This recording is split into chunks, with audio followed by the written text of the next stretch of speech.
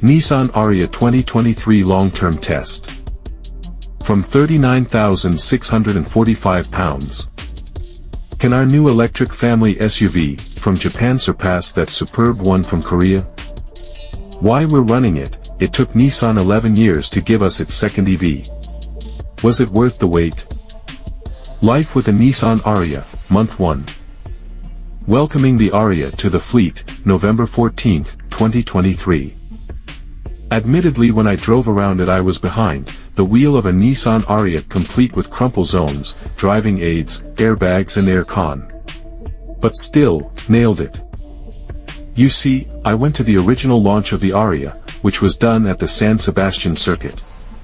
As far as driving experiences, drama in an electric SUV was a weird one. I could certainly suss out the fundamentals of the car as well as what it's like, probably not quite on the limit but fairly close to it. It's about what you'd expect from a FWD SUV, but the billiard smooth surfaces didn't tell me much about what it's like in the real world. What I'm getting at here finally is that I'm thrilled to be running one for a few months so I can experience what it's like in real life. To see what it's like to commute in, do long distances in, and even how it traverses the dizzying trail to Asda. Who knows, I may even pitch it against something from Nissan's back catalog. Initial impressions.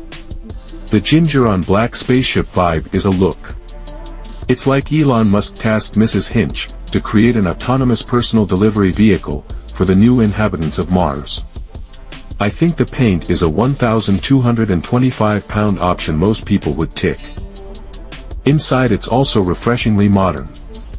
Like with a lot of electric cars, there's a ton of space in here and it feels almost bare at times. There's a large gap between the center console and dash, which realistically I'll never do anything with. But I like the idea of it. I adore the camera button. A very minor thing, I know, but it lets you, the driver, tell the car that you'd like to see the front or rear cameras. Rather than you have to rely on the brain guessing if you'd like to see one. In posher versions of the Ariya, the center console is electrically adjustable. Ours is the 63 kWh advanced model. This is the second cheapest and not quite upmarket enough for me to be able to do this, which is sad because it really is peak over engineering and such an enjoyable gimmick. Despite our car's lowly status among the Ariya species, it's hardly lacking in kit though. It has 19-inch alloys, Nissan's easy-to-use semi-autonomous tech, a 12.3-inch infotainment screen, and front and rear parking cameras. The Ariya comes with two battery sizes and ours is the smaller one.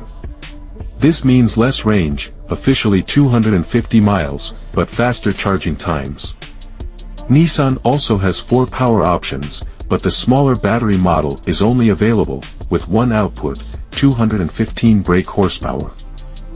Cars with the larger battery, 87 kWh, get 239 brake horsepower in standard rear-wheel drive form, while all-wheel drive models get twin motors and 302 brake horsepower, or 389 brake horsepower in performance spec.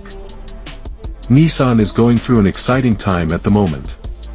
Just 5 years ago it was selling the remarkably forgettable Nissan Pulsar. Yes, I did need to Google it, and now, it's building super modern electric SUVs, with fancy carpets and close to 400 brake horsepower. Second opinion. The Ariya both impressed and disappointed me.